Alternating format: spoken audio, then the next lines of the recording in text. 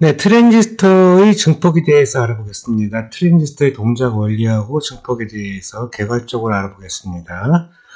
우선 회로는 제가 꾸며놨고요. 이 회로를 갖다가 한번 구현시켜 보겠습니다.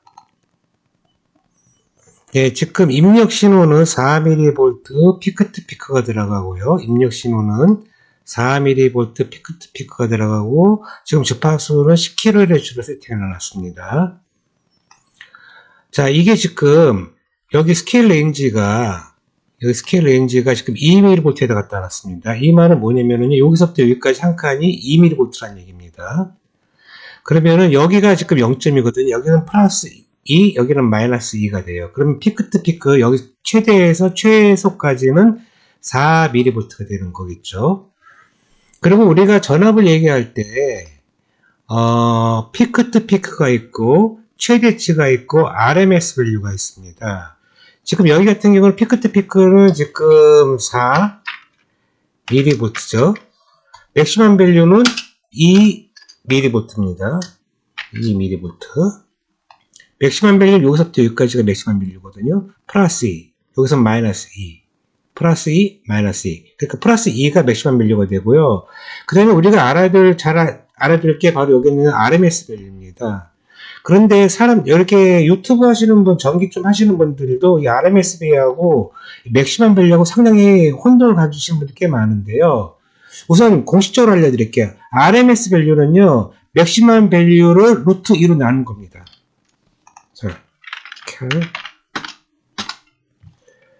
자, 지금 우선 루트 2 루트 씌웁니다. 1가 나오죠. 그 다음에 이거 갖다가 메모리 합니다. 메모리 하나 해놨습니다. 그러면 2 나누기 메모리 리콜 하니까는 얼마가 2 나누기 메모리 리콜 1.414가 나오네. 1.414. 자, 피크 투 피크 4mV는 맥시멈 밸류가 2mV고 이 2mV 맥시멈 밸류를 갖다가 루트 2로 나눈 것이 루트 민 스퀘어입니다. 루트 민 스퀘어라는 것은요, 최대치가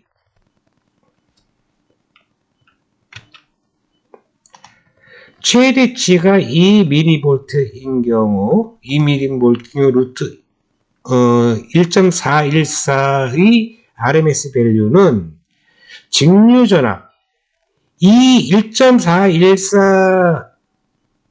1.4V의 직류 전압을 히타로 가한 경우나 얘를 히타로 가한 경우나 발열량은 똑같다는 얘기입니다.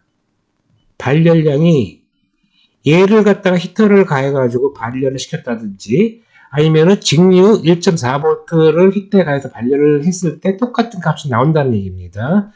자, 근데 이거에 대해서는 다른 과정들에서 많이 나와 있는데, 이거는 저보다 다른 과정에 계신 분들 설명을 더 잘합니다. 그러면 우리가 알아야 될 건 뭐냐? RMS 밸류는 최대치를 갖다가 루트 2로 나눠야 됩니다. 그냥 무조건 외워두시면 됩니다. 네. 그러면은, 방금 봤다시피, 지금 얘는, 다시 볼까요? 네. 피크 4mV가 들어가서, 자, 얘는 얼마가 되냐면요. 0.2에 나눴습니다. 하나, 둘, 여기까지 0.6이죠. 0.8에서 0.75 정도 되겠네요. 전압이 0.75V가 나왔습니다. 그럼 0.75가 750mA죠. 750 나누기 4 하니까는, 계산하니까는 187 정도가 나오네. 187. 네, 187배.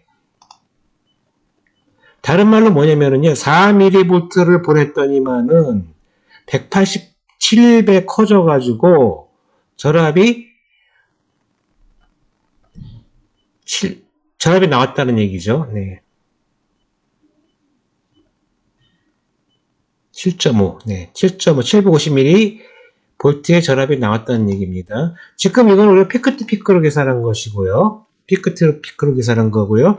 여기 그러면 순시치로 한번 여기 AC 볼트미터에 나와 있는 데이터를 가지고 볼게요. 그럼 272V가 나왔는데 1.41mV가 들어갔습니다.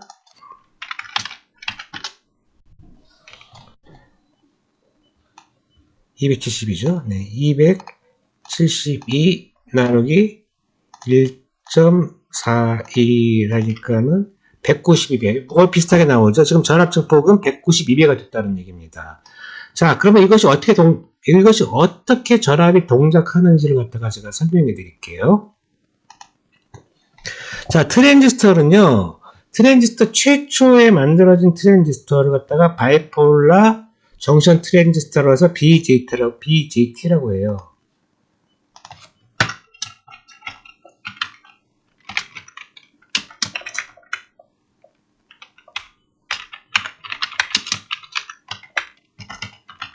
바이폴라 정션 트랜지스터라고 해서 BJT라고 합니다. 트랜지스터 종류가 여러 가지가 있는데요. 최초의 트랜지스터는 바이폴라 정션 트랜지스터고, 바이폴라 정션 트랜지스터는 회로기호로 이렇게 표현합니다. 제가 바이폴라 정션 트랜지스터니 모스 FT니 이런 거에 대해서 누구보다 설명을 아주 쉽게 잘할 수 있는 자신이 있는데, 그건 나중에 제가 반도체를 하면 설명해 드릴게요. 근데 여러분들이 반도체라는 것 자체가 상당히 따분합니다. 여러분들 고급 엔지니어가 되기 위해서는 반도체는 반드시 공부를 해야 되는데, 여기서는요, 일단 그런 거 떠나서 어떻게 동작하는지, 관심사는 그거 아닙니까? 얘가 왜 어떻게 동작하는지, 그걸 알고 싶은 게 관심사니까, 우선 그거부터 하겠습니다. 자, 바이폴라 정션 트랜지스터는요, 에미터, 베이스, 컬렉터로 구성이 돼요. 에미터, 베이스, 컬렉터로 구성이 되고요. 자, 베이스에 전류가 들어가게 되면은, 컬렉터에 전류가 흐르게 돼요. 근데 이 컬렉터의 전류는 베이스에 들어가는 전류보다 증폭이 돼서 커지게 됩니다. 그렇다 우리가 베이스 증폭도라고 하는데요.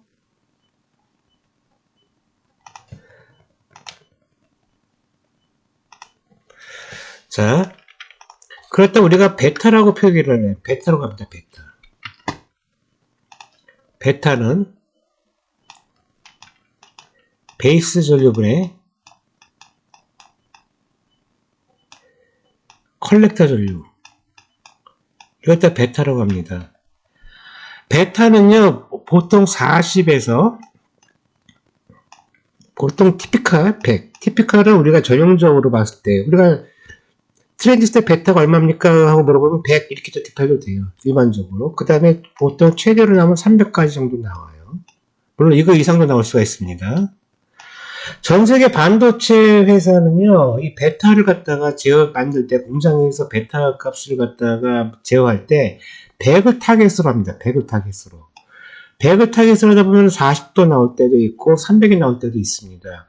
베타라는 값은 상당히 예민하기 때문에, 조금만 공정을 갖다가 더한다든지 덜한다든지 할 때 이 베리에이션이 이렇게 커져요. 그리고 베타 값은 클수록 좋습니다. 클수록 좋은데, 그렇다고 해서 300에도 타겟을 맞추지 않습니까? 그러면은요, 이게 300만 나오면 돼요. 경우에서 1000이 나올 때도 있고요. 경우에서 2000이 나오고 막 그래요.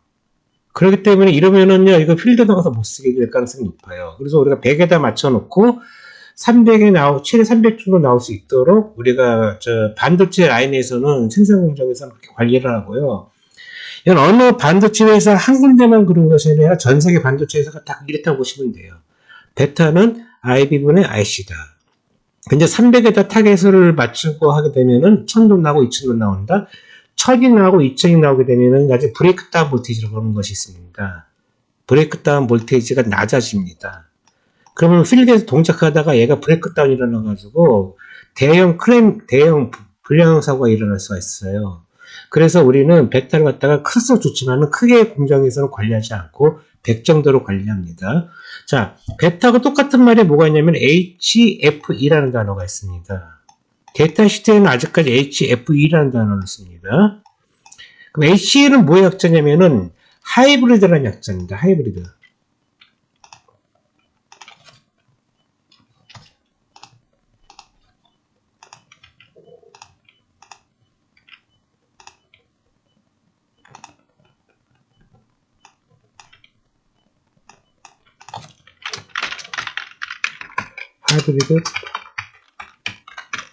하이브리드 파라미터라는 것이 있는데요. 초기에 트랜지스터를 개발하는 엔지니어, 과학자들, 이들을 응용하는 사람들이 이 트랜지스터를 갖다 어떻게 해석을 해야 될지를 몰랐던 거예요. 그래서 이들이 만들어낸 트랜지스터 해석 방법이 하이브리드 파라미터라는 것인데요. 제가 대학교 다니던 85년도까지는 이 하이브리드 파라미터로다가 공부를 했었습니다. 그리고 기사 시험 문제도 아마 하이브리드 파라미터로 지금 기사 시험 문제가 나오고 있는데요. 하이브리드 파라미터는 상당히 계산적입니다. 계산적이고, 근데 이게 문제가 뭐냐면 동작 특성을 제대로 이해하지를 못해요. 하이브리드 파라미터는 공식 외워서 숫자 넣어가지고 답내는 그런 형식으로 돼 있어서 이 베타라는 것 자체로도 요즘은 많이 하고 있습니다. 베타라는 것은 트랜지스터를 이해하기 상당히 좋게끔 해놓은 방식이고요. 아마 아직까지 전자기사 쪽도 아마 하이브리드 파라미터로다가 시험 문제 내고 있는데요. 내고 있는 것 같습니다. 그리고 아직까지 하이브리드 파라미터로다 강의하신 분들이 꽤 있는데, 글쎄요, 이거 바뀌어야 됩니다. 네. 자, 그래서 베타라는 것은 IB분의 IC다. 이걸 갖다 우선 외워두시자고요. 그럼 여기서 베이스 전류로 변화를 줘볼게요. 그러면 우리가 컬렉터 전류가 어떻게 되는지 보기 위해서 약간 여기 커패시터를 끊어버릴게요. 커패시터를 끊게 되면은 여기는 순수하게 이런 DC배로만 남게 돼요. 자, 여기 10V 전압이 가해졌습니다. 여기 10V 전압이 가해졌습니다. 그럼 베이스 전류를 갖다가 한번 변화를 줘볼게요. 네, 베이스 전류로 변화를 주게 되면 여기 컬렉터 전류가 변하는 것을 알 수가 있습니다. 지금 베이스 전류가 커지니까 베이스 전류가 커지니까는 컬렉터 전류가 커지는 것을 확인할 수가 있습니다. 여기서 에미터 전류는요, 베이스 전류 더하기 컬렉터 전류입니다. 킬로웨이브 법칙에 의해서 베이스 전류는 이렇게 흘러요. 베이스 전류 이렇게 흐를 때 컬렉터 전류는 이렇게 흐릅니다. 그러면 이 전류는 이 전류 플러스 이 전류가 되죠. 그래서 이 전류가 가장 큰 값인데 거의 이 값하고 이 값하고 거의 비슷하게 나옵니다. 오차가 1% 이내로 나오기 때문에 우선 이 컬렉터 전류만 관심을 갖자고요. 자, 베이스 전류가 지금 29.7 마이크로암페어입니다. 그때 컬렉터 전류는 2.97 미리암페어입니다. 그러면 2.97mA 나누기 29.7 마이크로암페어 하게 되면 100이 되죠. 여기서 베타는 100으로 줬죠. 그러면 얘는 이 전류에 따라서 100배만큼 증가하는 컬렉터 전류가 흐른다. 이렇게 보시면 돼요. 자, 컬렉터 전류 줄여볼게요. 네, 100배만큼 흐르죠. 줄이면 줄이는 대로. 외부 어떤 상관없이 얘가 흐르면 얘는 흘려줘야 됩니다. 자, 상관없죠? 무조건 100배만큼 차이가 나죠? 네, 100배만큼 차이가 납니다. 그리고 이 전류는 이 전류 더하기 이 전류로 이 전류 더하기 이 전류인데 이 전류하고 이 전류는 거의 같다. 자, 그러면 여기서 베이스 전류가 증가하게 되면 이 전압을 보세요. 이 전압이 베이스 전류가 증가하는데 왜 이 전압이 감소를 하죠? 네. 네, 베이스가 전류가 증가하니까 이 전압이 감소하는 걸 확인할 수가 있을 겁니다. 자, 그럼 이거 왜 그러냐면은요, 이 전류가 증가를 하게 되면 이 전류가 증가를 해요. 그럼 이 전류가 증가하게 되면 알파에 걸리는 전압 자체가 증가를 합니다. 근데 여기서부터 여기까지 전압은 10V로 고정이 되어 있습니다. 그럼 이 전압이 증가하게 되면 이 전압은 감소할 수밖에 없는 거예요.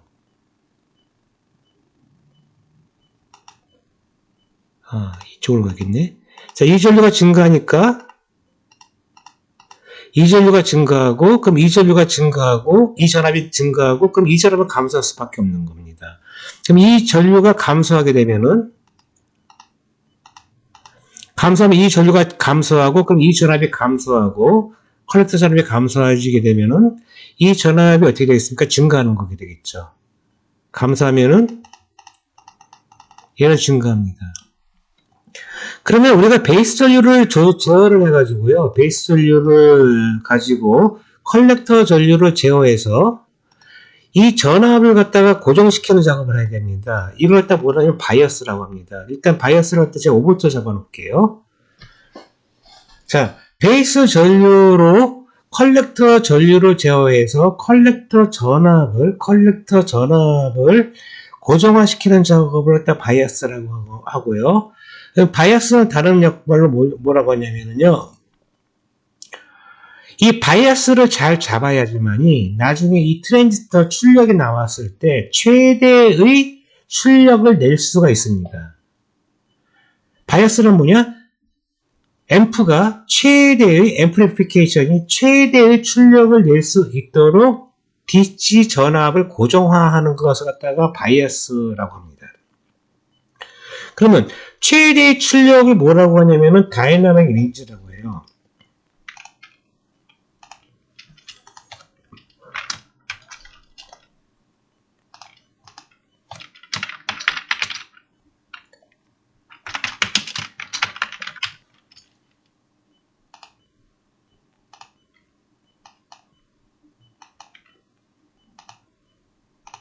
그 다이나믹 렌즈라고 합니다. 다이나믹 렌즈. 다이나믹 렌즈라는 말은 잘 안 쓰더라고요. 굉장히 중요한 용어인데. 그럼 다이나믹 렌즈를 최대화하기 위해서 바이어스를 조절한다. 이렇게 일단 외워두십시오. 일단 이렇게 알아두십시오. 자, 그러면은 베이스 전류가 증가하면은 컬렉터 전류가 증가한다. 이때 컬렉터 양단에 걸려 있는 저항의 전압이 증가한다. 그렇게 됨으로써 컬렉터 전압은 감소한다. 베이스 전류가 감소하면은 컬렉터 전류는 감소한다. 그럼으로써 컬렉터에 걸려있는 컬렉터 양단의 전압이 감소한다. 그러면 컬렉터 전압은 증가한다. 이거는 굉장히 중요한 얘기입니다.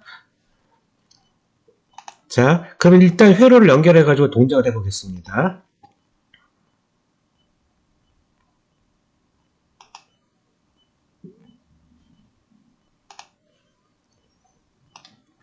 자, 입력 전압은 4mV고요. 자, 저기 지금 아까하고 여기서 지금 여기 4mV에 이러한 4mV 4mV 피크 투 피크 전압이 여기 가해지는 겁니다. 이 4mV 피크 투 피크 값은 실효치로 1.41 mV가 되죠. 그런데 여기서 보시면 알겠지만은 여기 가해질 때 여기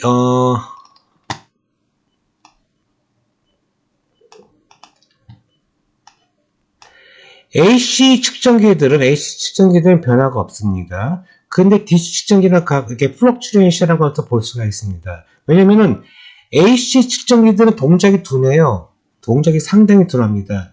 지금 이게 입력 신호가 1kHz가 들어가고 있는데 이 1kHz의 동작을 못 따라가고 있는 거예요. 그래서 이 안에 지금 그 4mV 그 1kHz 동작 못 따라가기 때문에 고정되어 있는 것처럼 보이는 거고요. 그러면 얘를 갖다가 여기 전류계를 달아보면은요, 커렌트를 또 커렌트 달아보기 전에 이거 좀 잠깐 조절하겠습니다. 회로를. 이렇게 하면 커렌트가 측정이 안 되니까 얘를 갖다가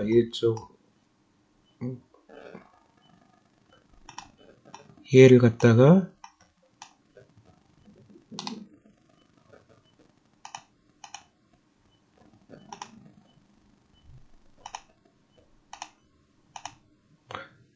얘를 이게 안 꺼지네요.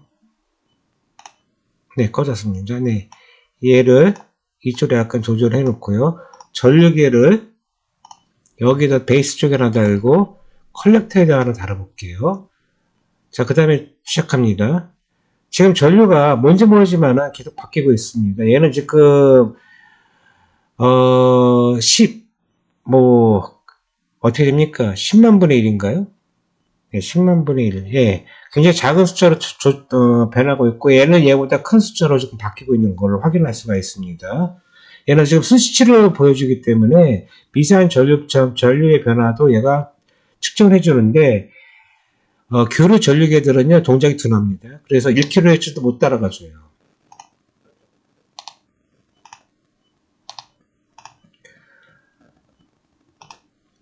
그러면은 지금 여기서 베이스 전류가 들어가는 거에 따라서 컬렉터 전류도 100배가 증가돼서 변화가 있습니다.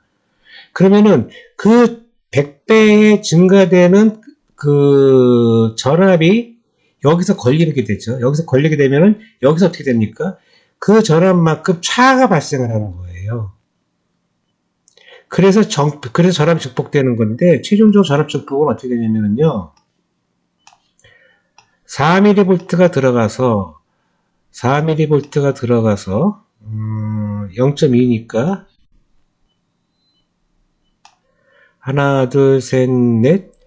0.8에서 약 750 되겠네요. 그러면 아까 계산했죠? 그만큼의 전압 증폭이 나오는 거고요.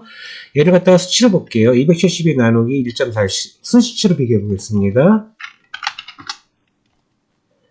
272 나누기 1.41 하니까는 약 192배, 192배가 증폭이 되는 거네요.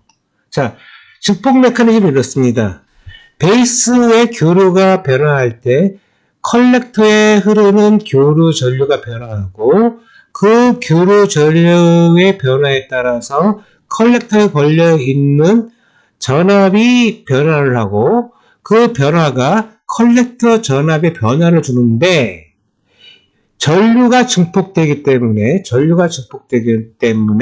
컬렉터 쪽의 전압도 증폭이 된다.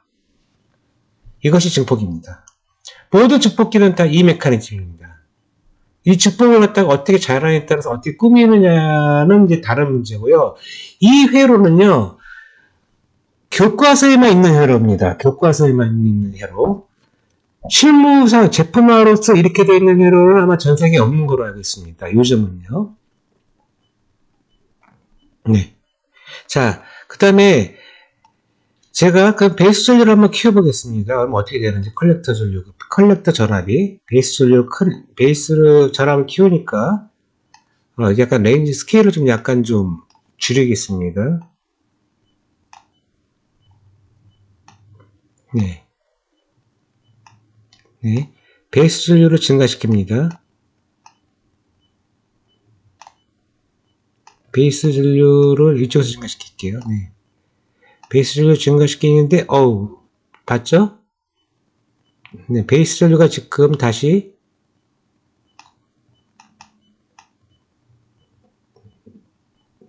네, 4mm부터 서서히 증가시킵니다. 네, 지금 컬렉터 전압 보세요. 여기 컬렉터 전압 어떻게 되는지. 베이스 전압을 증가시키니까. 네, 12mA까지는 별일이 없네요. 레인지를 바꿔가지고. 자, 8mA로 서서히 증가합니다. 지금 14mA예요. 보여드려야겠네요, 이거를. 네. 다시 시작할게요. 자, 서서히 증가시킵니다. 지금 15mA까지는 별 이상이 없어요. 쭉쭉 증가시키고, 조금 여기가 좀 약간 좀 날카롭다라는 거 느껴지실 거예요. 약간 날카롭다. 그러면 뭐 이 정도는 그래도 약간 닮은꼴입니다. 더 증가시켜 볼게요. 여기서 또 닮은꼴이 약간 벗어나네요. 그러면 베이스 전압이 증가할 때, 입력 신호가 증가할 때 출력 전압은 이렇게 디스토션이 발생을 합니다. 닮은 꼴에서 벗어나잖아요.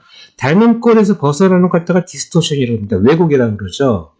이거는요, 출력이 커지게 되면 디스토션은 반드시 발생하게 되어 있습니다. 이런 트랜지스터 증폭기나 진공관 증폭기는 디스토션이 심하게 발생을 합니다. 그러면은 이런 걸 갖다가 디스토션을 최소화한 것이 뭐냐면요. 직접 회로 증폭기는요, 디스토션을 최소화할 수가 있습니다. 거의 입력 신호대로 출력 신호를 나올 수 있게 설계할 수가 있습니다. 입력 신호를 갖다가 출력 신호로 그대로 비슷하게 육안상으로 봤을 때 비슷하게 똑같이 나오게끔 하는 걸 갖다가 뭐라고 하면 하이파이라고 합니다. 하이파이.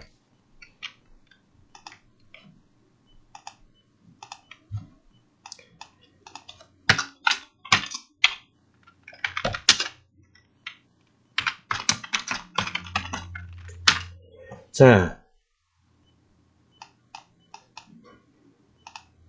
여러분들이 하이파이라는 말을 많이 들었습니다. 하이 파이들리티인가요? 네, 여기서 이걸 갖다가 뭐 줄여가지고 하이파이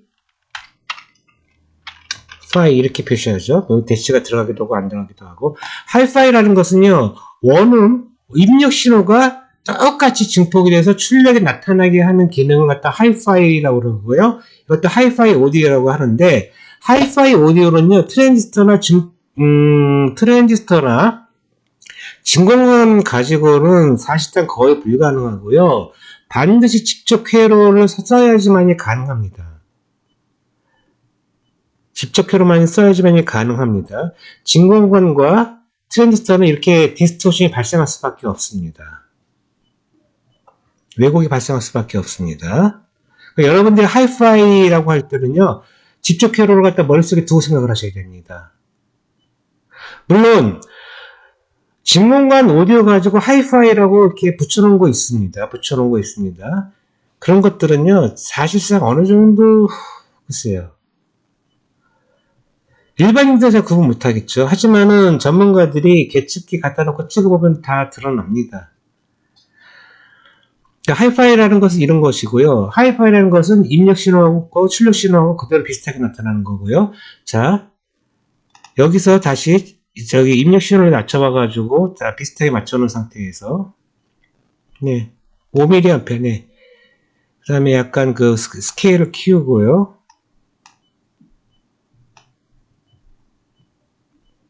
자, 같이 비교해 볼게요. 자, 입력 신호가 증가하면 출력 신호를 감소하는 식으로 갑니다. 입력 신호가 감소하면 출력 신호를 커지는 식으로 갑니다. 이걸 다른 말로 뭐 위상이 180도다 이렇게 얘기를 하죠. 위상이 180도인 건 아까 우리가 회로상으로 봤을 거예요. 여기 신호가 커지면은 여기 신호는 감소한다. 이게 위상이 180도라는 얘기죠. 여기 신호가 작아지면 여기 신호는 커진다. 위상이 180도라는 것이 바로 그런 얘기입니다. 위상은 180도죠. 하지만 닮은꼴은 그대로 가지고 있습니다. 그럼 위상을 맞추기 위해서 어떻게 하느냐? 얘를 갖다가 2단 증폭을 하면은 위상이 맞춰져요. 근데 2단 증폭까지는 제가 안 하겠습니다. 자, 지금까지 트랜지스터라는 것에 대해서 간략하게 알아봤고, 증폭에 대해서 간략하게 알아봤습니다. 지금 이 회로는 분명히 말씀드리지만 상용 회로는 아닙니다. 교과서에서 나오는 트랜지스터를 이해하기 쉽게끔 해주기 위한 회로도였습니다. 여기서 우리가 알아둔 것은 바이아스라는 것이 있다. 바이아스라는 것은 출력 신호가 최대로 스윙할 수 있도록, 최대로 피크 피크를 할 수 있도록 DC 전압을 갖다가 조정하는 것을 바이아스라고 한다. 그 다음에 제가 설명을 안 한 것이 있는데 여기 커패시터가 있어요. 이 커패시터는요, 커플링 캐패시터입니다. 커플링 캐패시터.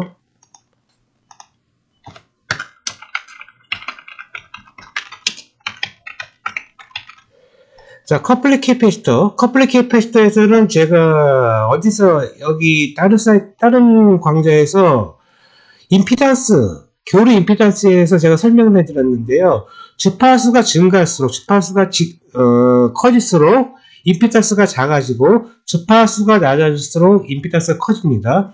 주파수가 낮다는 얘기 뭐냐면 DC는 여기서 걸러지고요. 교류 성분만 통과하는 겁니다. DC는 걸러지고 교류 성분만 통과하는 겁니다. 이것을 커플링 캐패시터라고 합니다. 커플링 캐패시터에 대해서 제가 나중에 또 자세하게 설명할 기회가 별도로 있을런지 모르겠습니다.